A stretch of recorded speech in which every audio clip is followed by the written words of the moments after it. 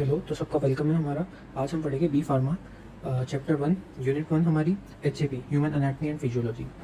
इस सब्जेक्ट को हम स्टार्ट करेंगे। पहला चैप्टर हमारा है anatomy and physiology.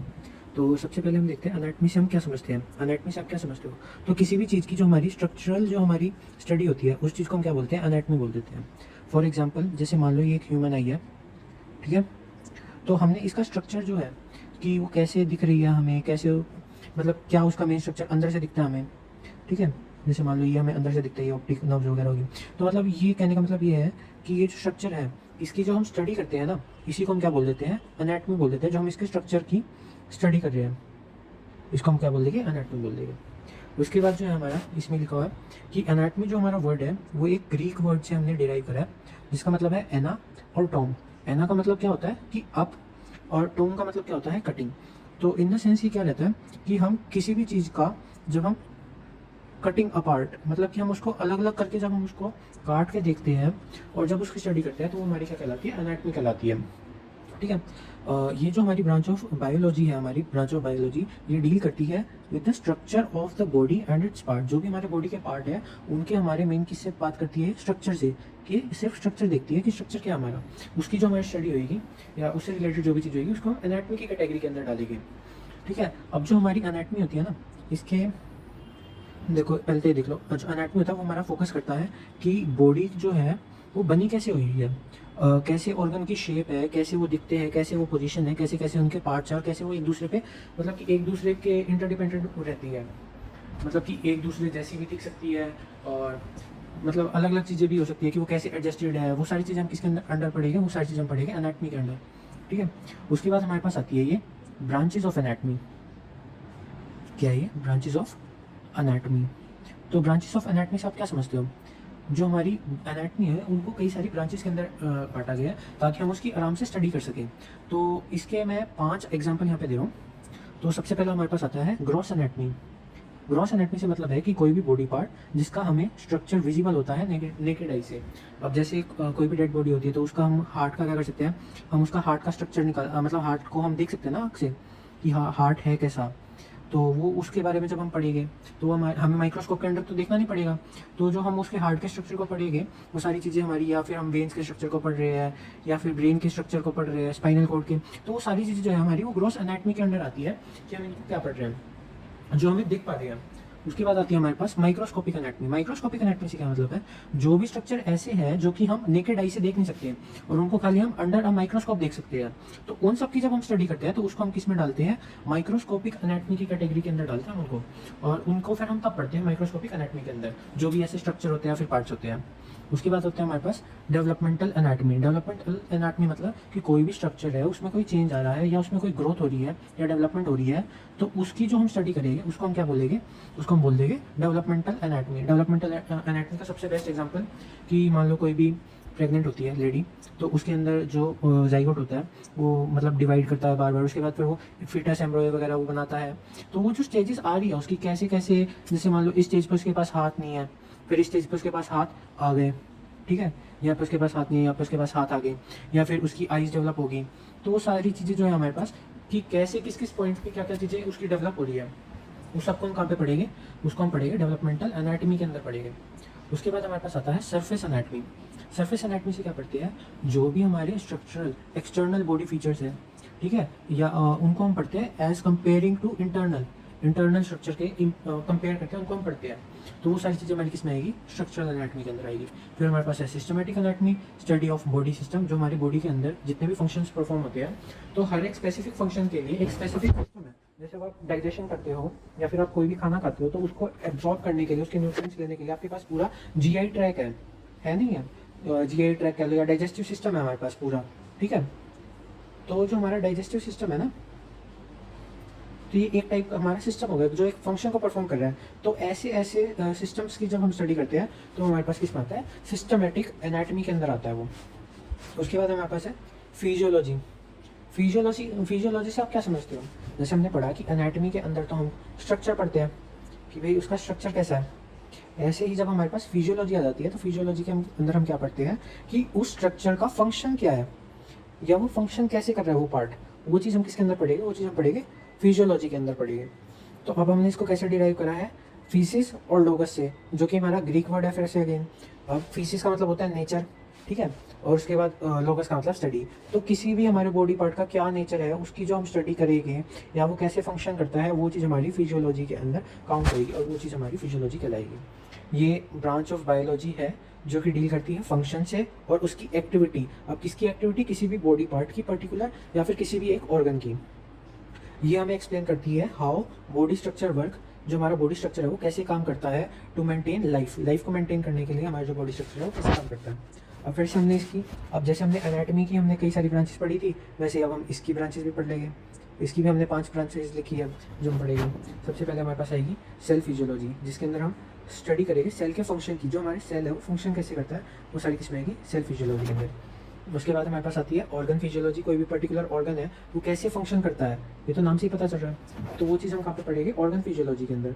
Systematic physiology, वही कोई भी बॉडी सिस्टम है उसका फंक्शन कैसे परफॉर्म हो रहा है उसकी स्टडी। पहले हमने स्ट्रक्चर करा था उसमें एनाटॉमी के अंदर कि पूरे बॉडी सिस्टम का स्ट्रक्चर क्या है। फिजियोलॉजी में हम क्या पढ़ रहे हैं कि वो फंक्शन कैसे करेगा, ईच इंडिविजुअल पार्ट या पूरा एज अ सिस्टम कैसे वो हमारा काम करेगा। उसके बाद हमारे पास पैथोफिजियोलॉजी। पैथोफिजियोलॉजी तो है हमारी पैथोजेंस के लिए यूज़ होती है। अब पैथोजेंस क्या होता है? जो भी हमें डिजीज़ होता है वो पैथोजेंस की वजह से होता है मोस्टली केसेस में। तो जो हमारा पैथोजेंस होते हैं ये हमारे डिजीज़ कॉज करते हैं। तो जो हम ये जब हमारी बॉडी के अंदर एंट्री करेंगे तो ये कैसे अपना काम करेंगे, वो चीज़ जो हम पढ़ते हैं कि वो अपनी बॉडी में आके कैसे फंक्शन करेंगे, तो वो चीज़ क्या आती है हमारी, वो हमारी पैथोफिजियोलॉजी के अंडर हम पढ़ते हैं इसको। उसके बाद आएगा हमारे पास न्यूरोफिजियोलॉजी। न्यूरोफिजियोलॉजी से क्या मतलब है कि जितना भी हमारा नर्वस सिस्टम का फंक्शन है, जो भी हमारा नर्वस टिश्यू का या फिर हमारे न्यूरॉन्स वगैरह का, वो सारी चीज़ें हम कहाँ पे स्टडी करेंगे? इसके अंदर, न्यूरोफिजियोलॉजी के अंदर, कि वो काम कैसे करती है। अब क्वेश्चन आएगा कि भाई जो हम एनाटॉमी पढ़ रहे हैं और जो हम फिजियोलॉजी पढ़ रहे हैं, हम इन दोनों को एक साथ क्यों क्यों पढ़ रहे हैं? क्यों पढ़ रहे हैं भाई? ये चीज़ तो आपके दिमाग में आनी चाहिए क्यों पढ़ रहे हैं। तो अब देखो, जो हमारा स्ट्रक्चर और फंक्शन होता है ना वो आपस में लिंक्ड होता है। आपस में लिंक्ड होता है इससे क्या मतलब कि कोई भी एक स्पेसिफिक शेप और साइज जो भी उस ऑर्गन की या बॉडी पार्ट की है वो हमारे उसके फंक्शन के बारे में बता सकती है काफ़ी हद तक, ठीक है।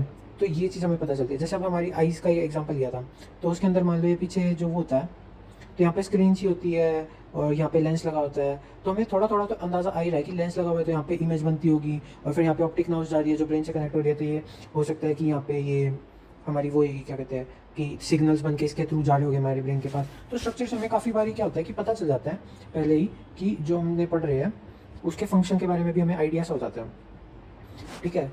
अब ये एसेंशियल होता है मेडिकल एंड फार्मेसी प्रैक्टिस के अंदर, डायग्नोसिस के अंदर हेल्प करता है। जब भी हम कोई डिजीज़ का डायग्नोज कर रहे हैं, कई बार होता है कि फंक्शन प्रॉपर नहीं होता और स्ट्रक्चर में कोई दिक्कत आ जाती है, तो वो चीज़ हमें यहीं पे पता चल जाएगी। या फिर हो सकता है कि हमारा जो स्ट्रक्चर है वो बिल्कुल सही है, कोई फंक्शन में दिक्कत आ रही है, तो वो चीज़ें जब हम दोनों की अंडरस्टैंडिंग रखेंगे तभी तो हमें समझ आएगी। उसके बाद आता है इंप्रूव क्लिनिकल अंडरस्टैंडिंग, कई डिजीज़ के अंदर कि वो काम कैसे करते हैं, उनका स्ट्रक्चर वगैरह, डैमेज, फंक्शन लॉस, वो सारी चीज़ हम इसमें पढ़ेंगे, ठीक है। उसके बाद foundation of health sciences, explain coordination, body coordination, हमें बताएगी कि कैसे अलग अलग सिस्टम जो है वो इंटरेक्ट करते हैं और इफेक्ट करते हैं एक दूसरे को। और इसके अंदर क्या है कि हमारी जो फार्माकोलॉजी है और पैथोलॉजी है और नर्सिंग है उसके अंदर हमारी फाउंडेशंस बनाते हैं जो पढ़ रहे हैं उनके लिए। अब क्या है हमारे पास, जो हमारे पास एक बॉडी है, ये हमारे पास बंदा है जिसका नाम क्या है, चिंटू भाई। तो अब क्या होगा, चिंटू भाई जो है ना इसके बारे में पढ़ेंगे।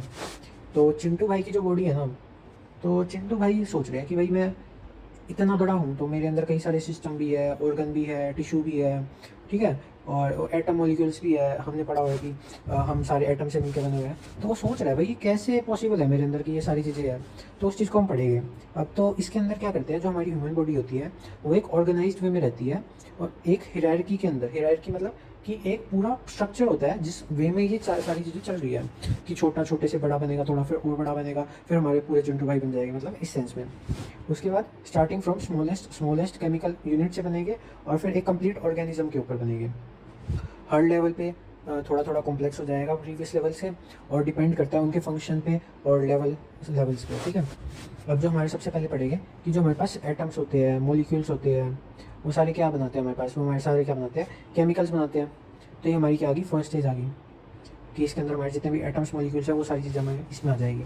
उसके बाद हमारे पास आ जाता है, ये मैं सही से लिख देता हूँ, ये तो बच्चे कहेंगे मास्टर जी की रेटिंग बेकार है,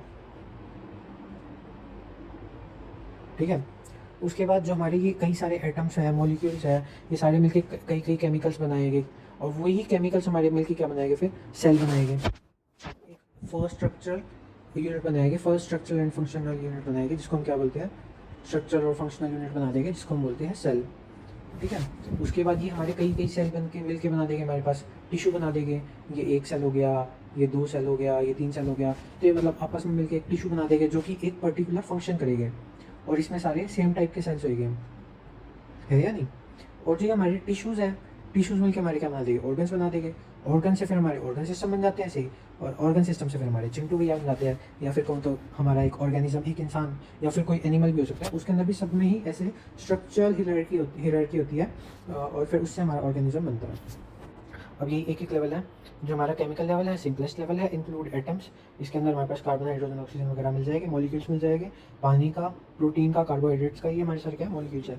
these molecules form basic chemicals that make up body structure and regulate body function. जैसे कि हमारे पास डीएनए, हार्मोन्स, ग्लूकोज, ये सारी चीज़ें आ गई। उसके बाद हमारे पास आता है सेलुलर फंक्शन, की सेल बन जाएगा, जो बेसिक यूनिट ऑफ लाइफ है। और जो हमारे सेल होते हैं, उसके अंदर वो एक तो बने मॉलिक्यूल से होते हैं, और उसके अंदर कई सारी ऑर्गेनलीज होती है, जिनके अपने अपने फंक्शंस होते हैं। जैसे कि अपना न्यूक्लियस हो गया, डीएनए स्टोर करता है, माइटोकॉन्ड्रिया हो गया, ये हमारा क्या है, पावर हाउस है, ये तो बच्चे को भी याद आता है। उसके बाद हमारे पास डिफरेंट सेल्स हो गए, डिफरेंट शेप और डिफरेंट फंक्शंस परफॉर्म, मतलब सेल्स होते हैं वो डिफरेंट डिफरेंट शेप्स में मिलते हैं हमें, और अलग अलग फंक्शन होते हैं कई सेल्स के। जैसे भी ये वाला है, ये प्लांट सेल है, तो इसमें सेल वॉल है, इसका अपना फंक्शन है, सेल स्वैप का अपना फंक्शन है, तो ये सारी चीज़ें हैं। उसके बाद आता है हमारे पास tissue level, group of similar cell that perform specific function. कही थी ना, सिमिलर सेल्स आ जाएंगे और सेम फंक्शन करेंगे एक साथ मिलकर, उनको हम क्या बोल देंगे, टिश्यू बोल देंगे। ठीक है, 4 मेन टाइप्स है, एपिथेलियल, कनेक्टिव, मस्कुलर और नर्वस। ठीक है, हमें ये 4 टिश्यू के टाइप आगे भी और डिटेल्स में पढ़ने हैं, और अभी तो कर ही रहे हैं हम। ठीक है, उसके बाद क्या है हमारे पास, muscle tissues help in movement, ये इसका एग्जाम्पल दे दिया। ऑर्गन्स क्या है, कई 2 या 2 से ज़्यादा हमारे टिश्यू मिलकर बनाते हैं, और ये एक स्पेसिफिक शेप और एक स्पेसिफिक फंक्शन करते हैं। एग्जांपल में हमारे पास आ गया हार्ट आ गया। ऑर्गन सिस्टम लेवल, तो कई सारे ऑर्गन्स मिल जाएंगे, तो हमारा क्या बना देंगे, तो हम क्या पढ़ेंगे, तो हम पढ़ेंगे ऑर्गन सिस्टम लेवल की। जो हमारा ऑर्गन है वो मिलके क्या कर देते हैं, कई सारे सिस्टम बना देते हैं, कई सारे ऑर्गन मिलके एक सिस्टम बना देते हैं। तो ग्रुप ऑफ ऑर्गन्स मिलके क्या करते हैं, जो साथ में काम करते हैं और एक मेजर बॉडी का फंक्शन परफॉर्म करते हैं, वो मिलके एक सिस्टम बना देते हैं। For example digestive system, respiratory system. ठीक है, रेस्पिरेटरी सिस्टम। उसके बाद हमारे पास ऑर्गेनिज्म लेवल आ जाएगा, these are the highest level, मतलब कि सबसे कॉम्प्लेक्स, मतलब सबसे एंड जो हमारे पास आएगा हायरार्की के अंदर, जो सबसे ऊपर बैठा है, वो क्या हमारा ऑर्गेनिज्म लेवल है। जैसे full complete human, living human being बना दिया, और इसके अंदर कई सारे सिस्टम जो है वो साथ में काम करेंगे, और वो होमोस्टेसिस को मेंटेन करेंगे और लाइफ को। होमोस्टेसिस क्या होता है, ये हम अभी 2 मिनट में आगे पढ़ेंगे। ठीक है, 2 मिनट में आगे पढ़ेंगे, तो तुम्हें अच्छे से समझ आएगा, वहीं पे पढ़ाऊंगा एक साथ। ठीक है, एग्जाम्पल 11 बॉडी सिस्टम होते हैं हमारे पास, अभी ये पढ़ रहे हैं, याद है ना टॉपिक, बॉडी सिस्टम्स। और make one function of functional human body बना देंगे, मतलब ये 11 सिस्टम मिलकर एक फंक्शनल ह्यूमन बॉडी बना देंगे, एक इंसान बना देंगे जो काम करता है। उसके बाद हमारे पास है body structure in human body, वो body system in human body. Body का सिस्टम क्या क्या है, तो हमारे पास मेजर 11 है, इसमें 11 मेजर ऑर्गन सिस्टम आ जाते हैं। ईच परफॉर्म स्पेसिफिक फंक्शन, हर एक अपना एक स्पेसिफिक फंक्शन करता है, और ऑल टुगेदर वर्क टुगेदर, एक साथ काम करता है, और लाइफ को क्या करता है, मेंटेन करता है।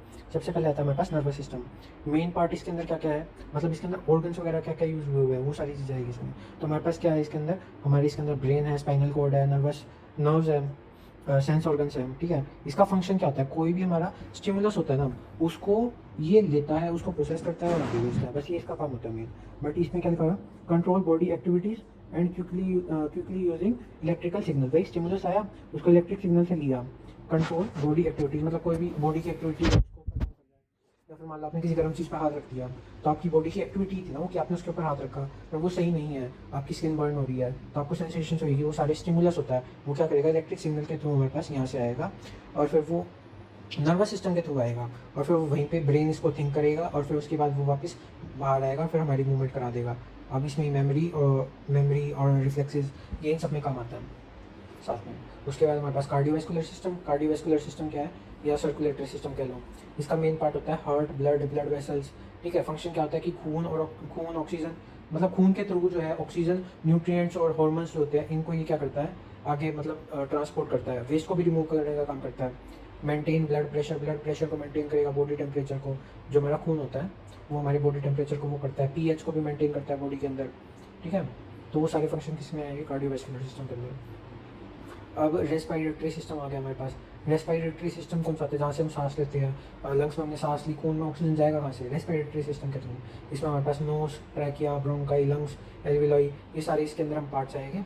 और इसका फंक्शन क्या होता है कि ऑक्सीजन को हम अंदर लेंगे और बाहर कार्बन डाइऑक्साइड को निकाल देंगे, ये इसका फंक्शन है।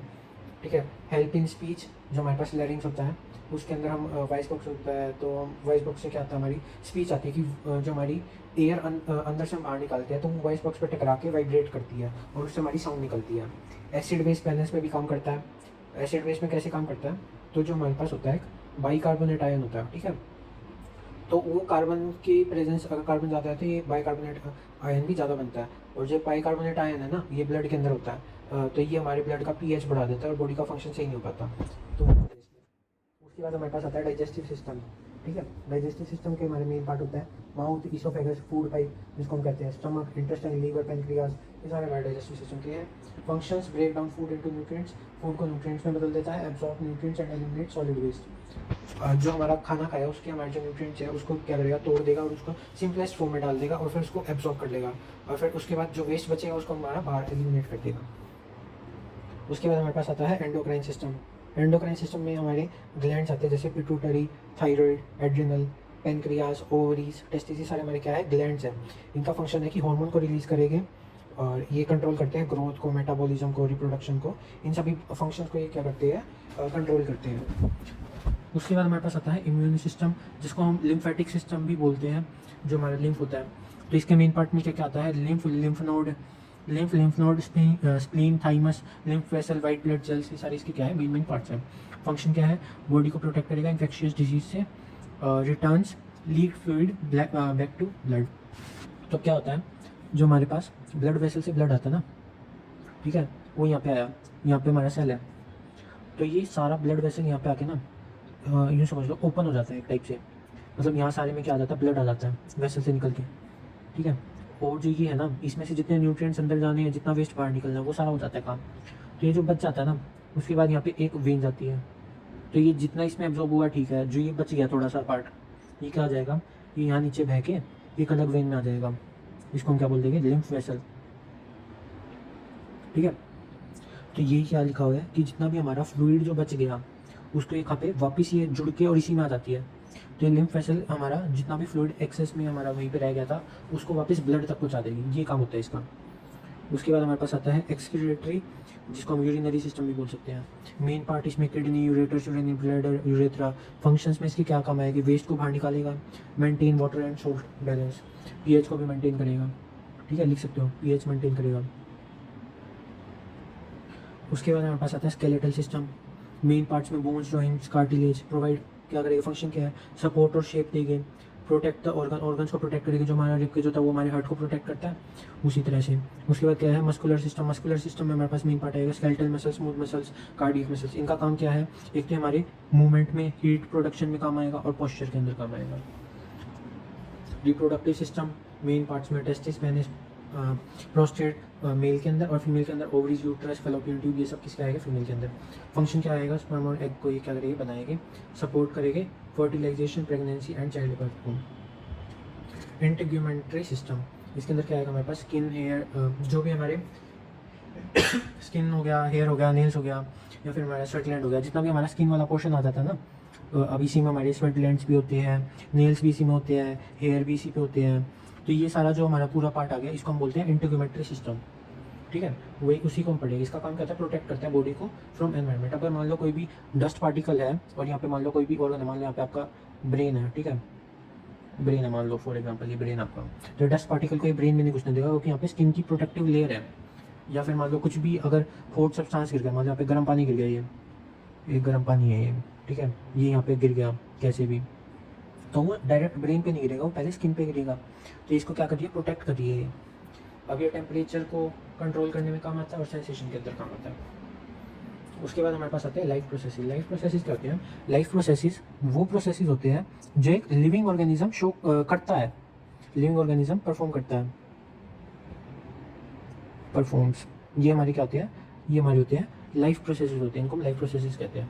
तो ये जैसे मेटाबॉलिज्म होता है, जितने भी लिविंग होते हैं वो सारे क्या करते हैं, वो सारे हमारे मेटाबॉलिज्म को शो करते हैं। कैटाबॉलिज्म, एनाबॉलिज्म, ब्रेक डाउन कर देंगे और या फिर उसको सारे को एक साथ मिला देंगे।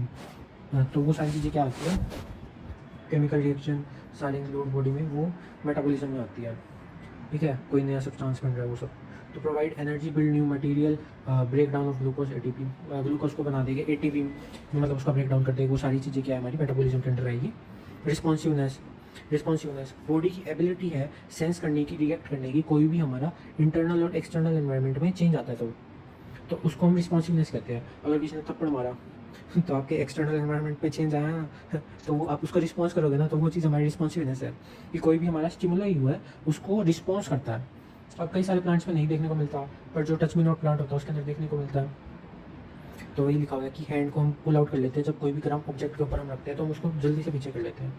मूवमेंट में हमारा क्या आएगा, include movement of the body part, internal organs, fluid और सेल, मतलब उसके बॉडी के अंदर, बॉडी के पार्ट्स का या फिर अंदर कुछ ना कुछ सामान का मूवमेंट होता रहेगा, फ्लूइड का, सेल्स का। तो वो सारी चीज़ें हमारी मूवमेंट कहलाएंगी। जैसे ब्रीदिंग, ब्लड का सर्कुलेशन, लिम्स की मूवमेंट, कोई चल रहा है लिम्स की मूवमेंट होती है। ग्रोथ, ग्रोथ क्या होता है, increase in size of body, organ और नंबर ऑफ सेल। किसी भी टाइप से हमारी ग्रोथ हो रही है उसको हम किसमें, ग्रोथ की कैटेगरी में डालेंगे कि या तो कोई ऑर्गन का साइज बड़ा हो रहा है, बॉडी बड़ी हो रही है, या फिर कोई नंबर ऑफ सेल्स जो है वो इंक्रीज हो रही है। उसके बाद हमारे पास आता है differentiation, process by which unspecialised cell become specialised cell. तो अब ये क्या है, जैसे कभी पढ़ा होगा आपने बायो के अंदर, जैसे जब एक स्टेम होती है ना, स्टेम होती है, अगर मान लीजिए टूटी है यहाँ से, तो यहाँ पे आगे सेल्स होते हैं जो कि डिफ्रेंशिएट होके बाद में और यहाँ पे एक नई ब्रांच बना देते हैं। तो वो सारी चीज़ें हमारी डिफरेंशिएशन के अंदर आएगी कि जो हमारा अनस्पेशलाइज सेल था यहाँ पे, उसने डिफरेंशिएट कर करके एक स्पेशलाइज सेल के अंदर वो क्या हो गया, कन्वर्ट हो गया। Example, stem cells turning into nerves, and ये स्टेम सेल दूसरे हैं और वो स्टेम सेल दूसरे हैं। हाँ, इन्हें तुम दोनों सेम कर दो कि स्टेम सेल से तो पेड़ उग रहे हैं हमारी नर्व्स के अंदर, वो अलग चीज़ है। रिप्रोडक्शन, रिप्रोडक्शन में हमारे क्या आते हैं, मतलब जो हमारा ऑर्गेनिज्म होता है उसका लाइफ प्रोसेस होता है कि वो अपने ऑफ स्प्रिंग्स को पैदा करता है। ऑफ स्प्रिंग्स को क्या करता है, पैदा करता है, नए सेल्स बना देता है, फ्रॉम टिश्यू रिपेयर, ग्रोथ, मतलब ये सब। सेल डिवीजन हो जाती है यूनिसेलुलर के अंदर, और स्पर्म और एग्स की फॉर्मेशन हो जाती है, उससे ज़ाइगोट बन जाता है ह्यूमन्स वगैरह के अंदर। तो वो सारी चीज़ें। अब हमारे पास आ गया टॉपिक होमोस्टेसिस का। मेन तो इसमें यही है, इस पूरे चैप्टर में मेन क्या है, एक तो अपनी एनाटॉमी की डेफिनेशन है, उसकी ब्रांचेस, उसके बाद हमारे पास आ जाता है फिजियोलॉजी, फिर हमारे पास कभी कभी सिस्टम पूछ लेते हैं कि कितने टाइप्स के सिस्टम्स वगैरह है, और फिर हमारे पास ये टॉपिक आता है होम्योस्टेसिस का। लाइफ प्रोसेसेस भी रेयरली आता है, बट ये तो बना के भी लिख सकते हो, याद रहता ही है। किसको नहीं पता कि मूवमेंट आएगा, रिप्रोडक्शन आएगा, मेटाबॉलिज्म, बहुत ईजी बेसिक स्टफ है तो बहुत। उसके बाद हमारे पास जो होमोस्टेसिस होते हैं क्या होता है, तो हमारी जो बॉडी होती है ना, वो एक इंटरनल एनवायरनमेंट को मेंटेन करके रखती है। ठीक है, बेशक बाहर कोई भी चेंज होता रहे।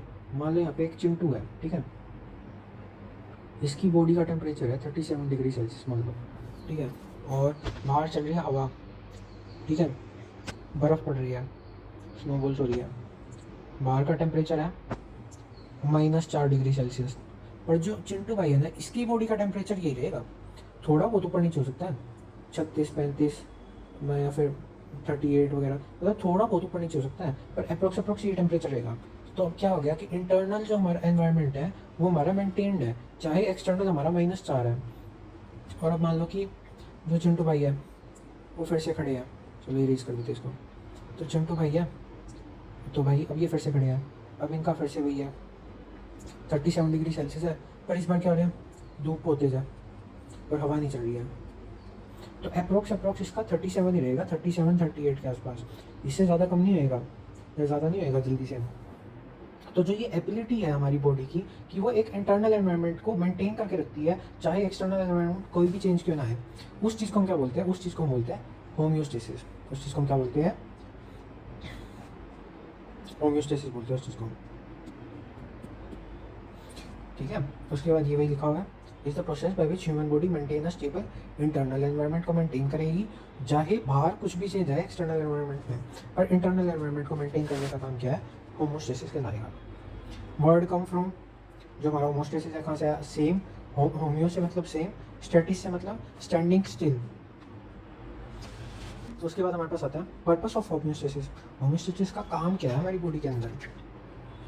तो अब हमारी बॉडी के अंदर ना कई सारे काम चल रहे होते हैं, कई सारे डिफरेंट फंक्शंस चल रहे होते हैं, और हर फंक्शन को ऑप्टिमल कंडीशन चाहिए होती है कि वो अपना बेस्ट रिजल्ट दिखा सके, या उसको ऑप्टिमल एनवायरनमेंट चाहिए, इंटरनल एनवायरनमेंट चाहिए, जो कि वो अपने फंक्शन को आसानी से और अच्छे से करने के लिए चाहिए। तो जो उस फंक्शन को परफॉर्म करने के लिए उसे इंटरनल एनवायरनमेंट चाहिए। अच्छा, तो वही इसका मेन फंक्शन है, मतलब पर्पज़ ही यही है कि जब इंटरनल एनवायरनमेंट अच्छा रहेगा तो हमारा जो फंक्शन है वो अपना बेस्ट चलेगा। तो वही चीज़ है हमारे पास कि पर्पस है क्या, हमारा होम्योस्टेसिस करते क्यों है, बॉडी हमारी करती क्यों है। तो जो हमारा फंक्शन है ना उसको अच्छे से बेस्ट परफॉर्म करे, उस चीज़ के लिए हम क्या करते हैं, इंटरनल एनवायरनमेंट हमारा मेंटेन होना चाहिए, होम्योस्टेसिस होएगा। ठीक है, तो अब ये क्या है, keeps the body internal condition with in normal range और हेल्दी रेंज। हेल्दी रेंज के अंदर रखेगी जो भी हमारी वो है, क्या कहते हैं, अंदर के एनवायरनमेंट है उसको। इससे क्या होगा, optimal functioning of cell and organs. भाई जो भी ऑर्गन्स या सेल है हमारे डिफरेंट उनकी ऑप्टिमल यानी प्रॉपर फंक्शनिंग हो पाएगी। Prevent damage from extreme fluctuations. अब मान लो क्या होता है कि बॉडी का टेम्परेचर बहुत बढ़ गया, ठीक है, तो हमारे पे भाई डैमेज भी तो पड़ेगा हमारी बॉडी के ऊपर, कुछ ना कुछ हमारी बॉडी में भी असर आएगा। तो जो वो एक्सट्रीम फ्लक्चुएशंस है ना, वो एक्सट्रीम कंडीशंस है, उनको आने नहीं देता है। होम्योस्टेसिस क्या कह रहा है कि मैं आने ही नहीं दूंगा भाई तुम्हें, इतनी जितनी भी एक्सट्रीम कंडीशन है मैं तुम्हें पहले से ही रखूँगा। अपना जो हमारा टेम्परेचर है, पीएच है, वाटर बैलेंस है, मतलब अलग अलग चीज़ें की। और जैसे पीएच का केस है, तो पीएच अगर मान लो हमारा एसिडिक हो जाए या बेसिक हो जाए ज़्यादा, तो हमारा डेथ हो सकती है बंदे की, क्योंकि फंक्शनिंग ही नहीं होगी सही अच्छी बॉडी के अंदर। तो कैसे करेगा। की concept of homeostasis system, homeostatic system का जो हमारा की फंक्शन है, मतलब कि जो हमारा होमोस्टेसिस है उस सॉरी फंक्शन का कंपोनेंट्स क्या क्या उसके कंपोनेंट्स क्या क्या हमारे पास को पढ़ते हैं। सबसे पहले आता है हमारे पास रिसेप्टर्स। रिसेप्टर्स क्या करेंगे, जो भी चेंज होएगा ना इंटरनल एनवायरनमेंट में उसको ये सेंस करेगी कि भाई चेंज हो गया। चिंटू भाई की बॉडी है, ठीक है, और मान लो इसका टेम्परेचर हो गया 35 डिग्री सेल्सियस हो गया, तो अब ये रिसेप्टर क्या करेंगे, रिसेप्टर कहेंगे अरे भाई चिंटू भाई का टेम्परेचर तो हो रहा है कम, तो इसको ये रिसेप्टर इस इंफॉर्मेशन को लेके पूरी इसके भेजे तक पहुंचा देंगे। ठीक है, अब ये लिखा हुआ है detect changes stimulus in the environment. ठीक है, उसके बाद हमारे पास आएगा example temperature receptors in the skin. Skin के ऊपर हमारे टेम्परेचर के रिसेप्टर्स होते हैं, उनसे हमें पता चल जाएगा। फिर ये हमने ब्रेन के पास भेजा। अब ब्रेन में क्या है, ब्रेन हमारे पास यहाँ पे इतना बड़ा क्या करते हैं मैंने, मतलब ये ब्रेन है हमारे पास, ठीक है। तो ये जो ब्रेन है, ब्रेन हमारा क्या हो गया, कंट्रोल सेंटर। ब्रेन और स्पाइनल कॉर्ड ये क्या हो गया, हमारे कंट्रोल सेंटर हो गया। अभी देखा भाई, अरे भाई बॉडी का टेम्परेचर तो गया, तो ये यहाँ पे वापस भेजेगा इसको पूरी स्किन के ऊपर कि भाई हमें नहीं पता टेम्परेचर बढ़ाओ, या बॉडी में मैसेज भेजेगा ये कि भाई हमें नहीं पता टेम्परेचर बढ़ाओ, तो उसका टेम्परेचर वापस ऑप्टिमल कर देगा। तो जो इन्फॉर्मेशन यहाँ से यहाँ जाएगी वो कौन लेके जाएगा, इफेक्टर लेके जाएगा। देखो ये कि जो कंट्रोल सेंटर है रिसीव करेगा इनपुट को रिसेप्टर से, रिसेप्टर ने इसके पास भेजा, ठीक है, इसने इसके थ्रू आगे ऑर्गन में भेजा जहाँ पे भी जाना है। अब ऐसे में अगर मान लो टेम्परेचर हाई हो जाता तो ये यहाँ पे पहले आता कि भाई टेम्परेचर बहुत हाई है, फिर बॉडी ब्रेन दिमाग लगाता, फिर वो स्किन के पास वो भेजता मैसेज इफेक्टर के थ्रू कि भाई तुम स्वेट निकालो, तुम पसीना निकालो, फिर उससे वेपराइजेशन आएगी और कूलिंग होगी, तो बॉडी टेम्परेचर सही हो जाएगा। तो वही चीज़ है कि इफेक्टर के पास, इफेक्टर के थ्रू भेजेगा, ये रिस्पॉन्स को कैरी करेंगे और चेंज को कराएंगे। Examples sweat gland, muscle gland, organ like pancreas, ये सारे हमारे एग्जाम्पल है। इनके पास जाके वो बोलेगा कि ऐसे ऐसे करो। अब जो हमारा फीडबैक सिस्टम है ना, इसको हमने दो टाइप में बांटा है। एक होता है हमारे पास नेगेटिव फीडबैक, ठीक है, और एक हमारे पास होता है पॉजिटिव फीडबैक। अब नेगेटिव फीडबैक को पढ़ते हैं सबसे पहले। इसके अंदर क्या है, मैकेनिज्म है, सेल्फ रेगुलेटिंग प्रोसेस है, जिसके अंदर हमारी जो बॉडी है रिवर्स करती है एक चेंज को। कोई भी अगर चेंज आया तो उसको रिवर्स करेगी, ठीक है, या फिर कह लो इट रिड्यूसेस द आउटपुट और activity to bring a condition back to normal. अगर मान लो आपका बीपी बढ़ रहा है तो उसको कम करके नॉर्मल पे ला रही है, ये तो हमारी ये नेगेटिव होगी, क्योंकि हमने इसमें डिक्रीज करा है, इसको रिड्यूस करा है ब्लड प्रेशर को। वही है, इसमें हाई ब्लड प्रेशर का एग्जांपल है, ये इंपॉर्टेंट है और ये आता है कई बार, तो इसको अच्छे से कर लेना। अब क्या आएगा, हमारे दिल के पास क्या आएगा, वेन्स होती है हमारी, वेन्स नहीं आर्टरीज, जो हमारी आर्टरीज होती है, आर्टरीज के अंदर यहाँ पे रिसेप्टर्स पाए जाते हैं, ठीक है। रिसेप्टर देखेंगे भाई बीपी जो है ना वो तो भाई बढ़ गया बहुत, तो क्या करेंगे, बैरो रिसेप्टर्स होते हैं ये, इन्होंने इसको पहले तो ब्लड प्रेशर बढ़ा हुआ था, इन बैरो रिसेप्टर ने फिर देखा कि अरे अरे ब्लड प्रेशर क्या हुआ, बड़ा पड़ा है। तो वो क्या करेगा, अब यहाँ से सिग्नल भेजेगा कहाँ पे, ब्रेन के पास, ब्रेन भैया जो हमारा बीपी है वो बढ़ा हुआ है, कुछ इलाज करो, कुछ निकालो इलाज। तो अब यहाँ से क्या आएगा, जो हमारा ब्रेन जी है वो इफेक्टर भेजेगा, इफेक्टर के थ्रू मैसेज भेजेगा, क्या हार्ट को कहेगा भाई तू ना अपनी जो हार्ट बीट है ना जब तक कर रहा है वो धीरे कर थोड़ा, अभी इतनी जल्दी जल्दी मत भाग, मेरा ब्लड प्रेशर बढ़ा हुआ है तेरी बॉडी का। और वो क्या कर देगा, वेसल की डायलेट कर देगा, वेसो डायलेशन नाम की चीज़ होती है, उसमें क्या होता है, जो नॉर्मल है ना, नॉर्मल की क्या हमारी जो हमारी नॉर्मल आर्टरी और वेन है ना, वो उसको ये ऐसे डायलेट कर देता है कि ये ले स्पेस बढ़ा दिया तेरा, अब जो खून जाएगा उसको ज़्यादा सरफेस एरिया मिल जाएगा, ज़्यादा जगह है पास होने के लिए, तो ब्लड प्रेशर कम हो जाएगा भाई तेरा वेन्स के अंदर या फिर आर्टरीज के अंदर, तो तेरा ब्लड प्रेशर क्या हो जाएगा, कम हो जाएगा। ठीक क्या होगा, ब्लड प्रेशर इससे कम हो जाएगा, नॉर्मल हो जाएगा, और इसी को हमने नेगेटिव फीडबैक पर यहाँ पे स्टॉप हो जाएगा जब ये नॉर्मल हो जाएगा। आसान था। ऐसे ही अपना पॉजिटिव फीडबैक है, ये एम्पलीफाई करेगा, और इसके अंदर क्या आएगा, रिवर्स की जगह ये एम्पलीफाई करेगा और ये इंक्रीज करेगा जो भी रिस्पॉन्स होएगा ना, until a specific event or a goal is achieved, मतलब कि कोई स्पेसिफिक चीज़ हो नहीं जाती। फॉर एग्जांपल इसका बेस्ट एग्जांपल है cervix stretching during child birth. Pregnancy के बाद जब चाइल्ड बर्थ होता है तो जो हमारी सर्विक्स होता है उसको ये स्ट्रेच करता है कि जो बेबी है वो बाहर आ जाए, तो जो यहाँ पे ये होता है मसल होती है उसको ये खोल के यूँ कर देता है कि बेबी जो है वो बाहर आ जाए।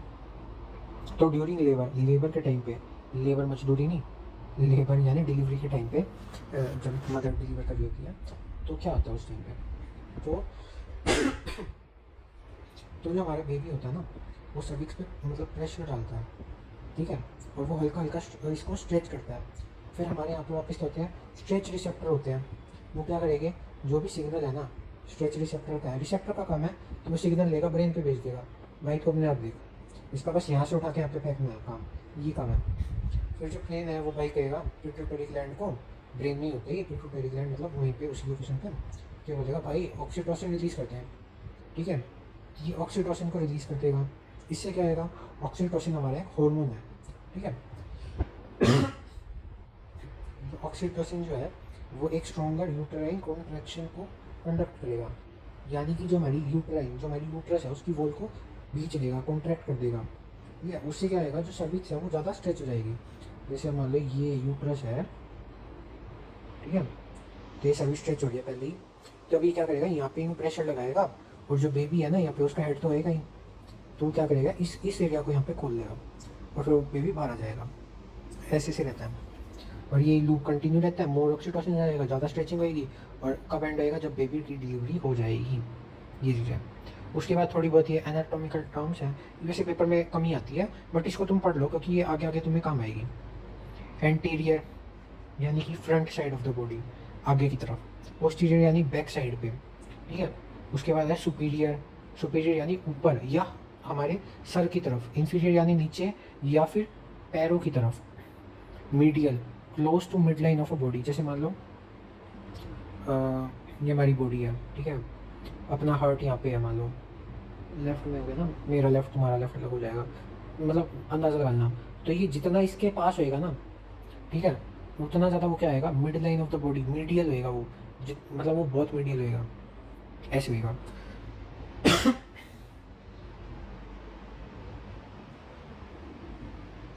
अच्छा, आप होमोस्टेसिस का अगर मान लें इम्बैलेंस हो गया तो क्या आएगा, अभी हम वही पढ़ रहे थे ना, तो जब ये कंडीशन अगर होगी ना कि इंटरनल एनवायरनमेंट जो है वो मेंटेन नहीं कर पा रहा, तो डिजीज़ हो जाएगी, इंजरी होगी, माल न्यूट्रिशन, स्ट्रेस वगैरह पड़ जाएगा, क्या आएगा, अब बैलेंस नहीं कर पा रहा तो इसमें या तो किसी चीज़ की डेफिशिएंसी हो जाएगी, या फिर हाई पीएच है तो कुछ डैमेज हो जाएगा, या फिर माल न्यूट्रिशन हो जाएगा कि एब्जॉर्ब नहीं हो रहे, ठीक है, क्योंकि ऑप्टिमल टेम्परेचर नहीं मिल रहा उनको, या ऑप्टिमल कंडीशन नहीं मिल रही कि वो एब्जॉर्प्शन प्रोसेस को कैरी आउट कर सके, स्ट्रेस हो जाएगा बॉडी पे, ब्रेन पे।